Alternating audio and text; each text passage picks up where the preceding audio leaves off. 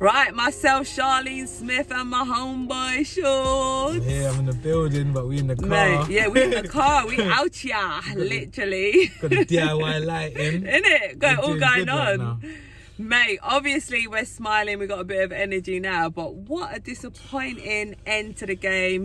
It's ended 3-2 to Manchester United. Yeah. I mean, coming into this game, what sort of game was you expecting? What sort of result? I was kind of gassed because obviously they haven't been playing the greatest for the last couple games. But I think did they draw against Chelsea? Yeah, they got a 1-1 draw against Chelsea. Yeah, so they wasn't in the greatest form. They're waiting on their new manager and stuff like that. So yeah, it was just a thing where I was happy, looking forward to going into the game.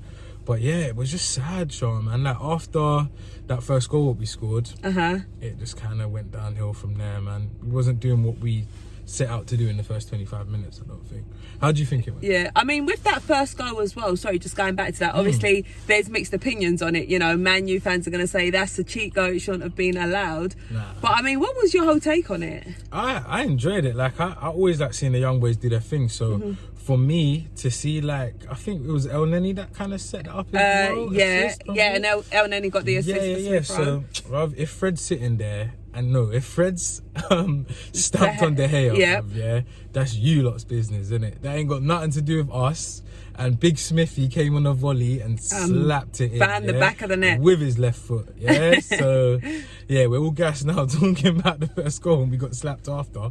But yeah, no, they can't really complain. If it was the other way around, they would have took it as well, so. Exactly. Fundamentally, and I mean, the referee, he didn't blow the whistle until the ball hit the back of the net. I think and he was facing De Gea. Yeah, exactly. He wanted the time. I feel like even the ref was a bit like, oh, what's going on here? But he made the right decision in the end. So for me, yeah, that was the right decision. 100%. I mean, with the way that we performed as well, I mean, would you say it was a good performance from us? Would you say it was a bad? I mean, how would you sum up all of that? For me, it was more like we played a good game in the first sort of half of the first half. But again, it's kind of like the little errors what we're making. I feel like the errors in match are what will consistently cost us games. So we need to kind of like stamp out these errors a bit. I get it because we're a young squad and we're still sort of like learning and patterning and building that chemistry with each other. But like little things like Tavares running up the field instead of like staying back. I think KT would have probably stayed back and not made that mistake.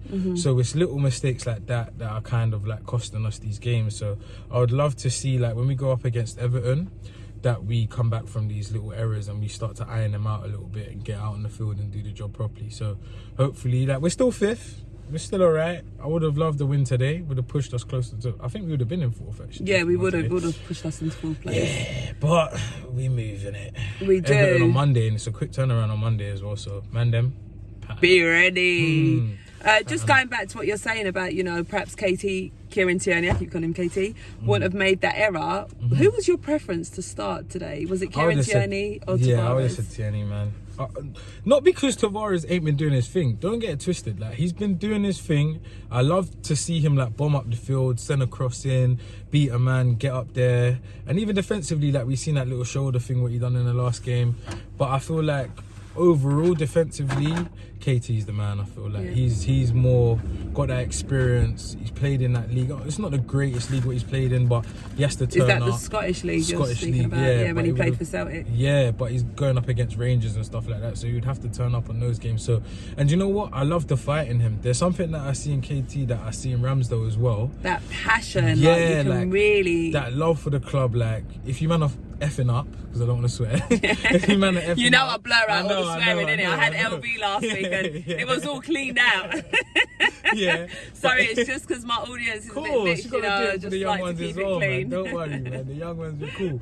But like, yeah, when the team's messing up, KT would pull them up and pull them up about it. When mistakes and these little errors are being made, we see Ramsdale like shouting at his players. So for me, that is more of like a captain. I feel like even probably needs to touch on it because Oba is moving mad. So he's our captain. So yeah, I would have played Tierney today.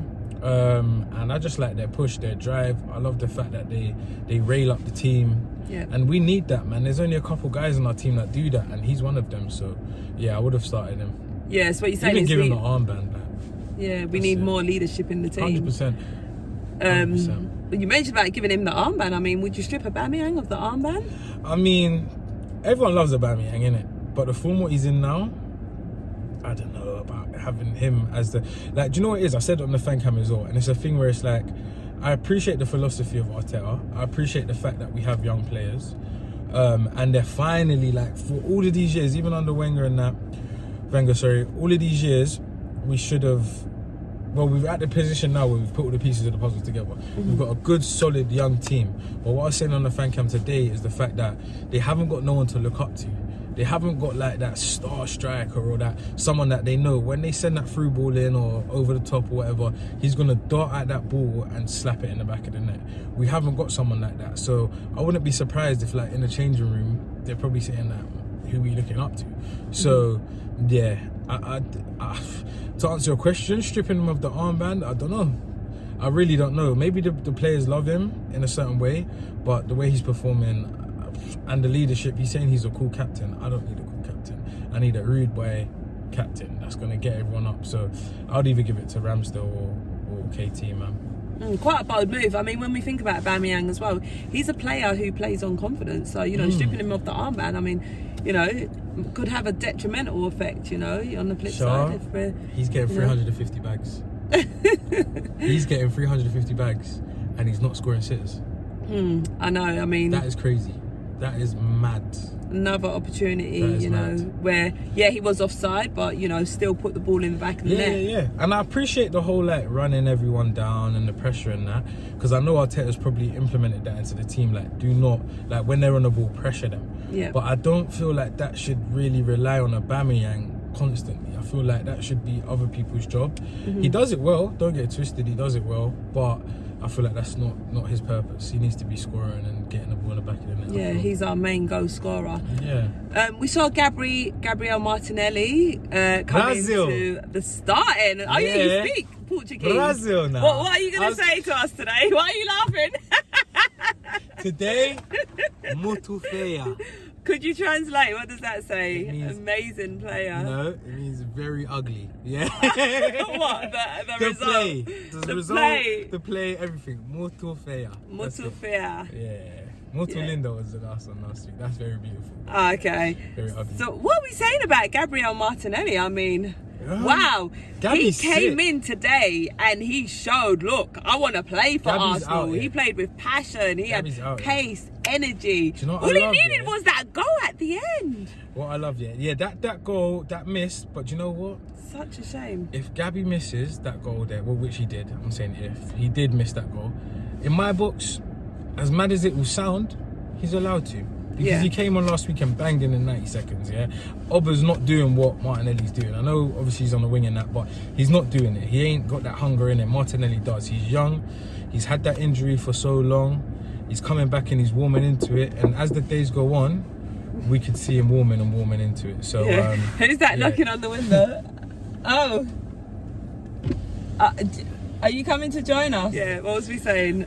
We spoke about Martinelli. So we were saying, so Martinelli, I feel like he's got that hunger, that passion, what we need to see, especially from a young side. We need to see them hungry, I get it.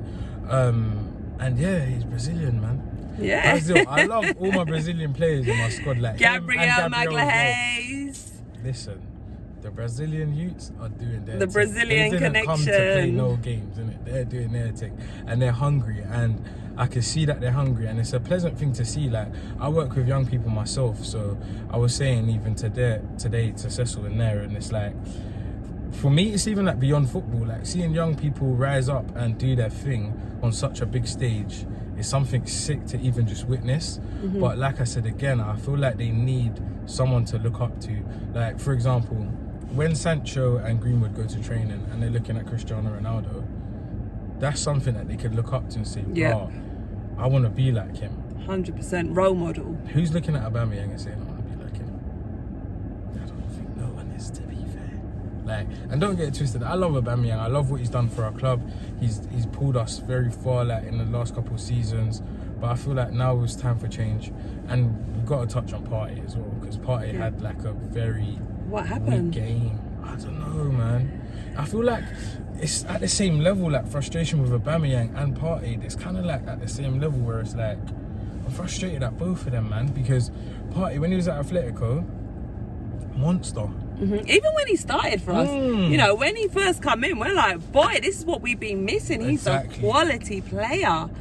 And I don't know, for me personally, I feel like since his last injury that he had, he sort of hasn't come back as the same player that we saw before, which is such a shame. Might take a little while. Yeah, he's a quality player, mate. Might take a little while, but today I was a bit upset to see the way how he's playing. Like, there's no composure on the ball.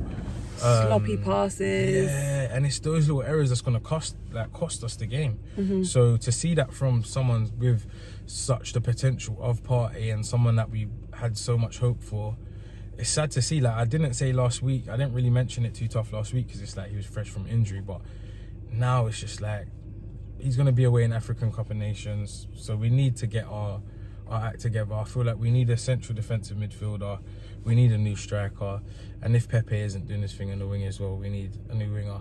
And I want it to be Sterling because he's a yard man and I need him in my squad still.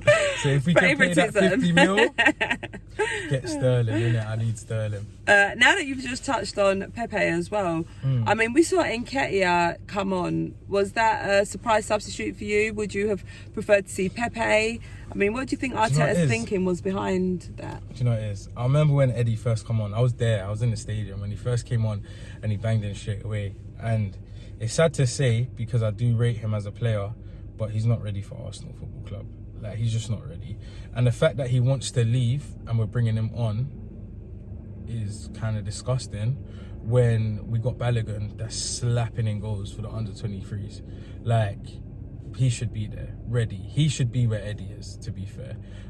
So yeah, it was just a bit disappointing that Arteta decided to bring him on. But it is what it is. We take the loss today. We just got to move forward to Everton and make sure we get the 3 points there.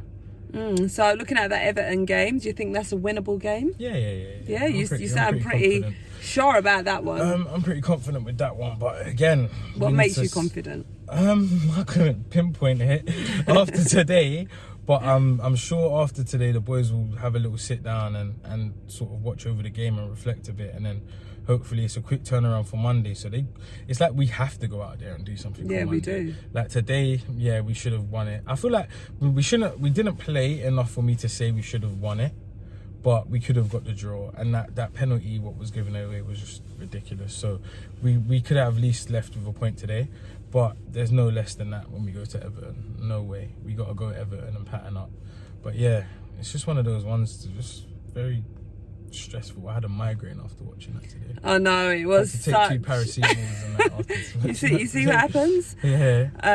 No, I know exactly how you feel. I mean, I personally felt really deflated and was just like, mate. At the beginning, we was gassed. We started so well, you know, like in the back of my mind, I was thinking, oh, this could be all right. But then my concern was, you know, coming into the second half, you know, I know how these games go. You know, first half we start like that, we're amazing. Second half, it's just complete opposite.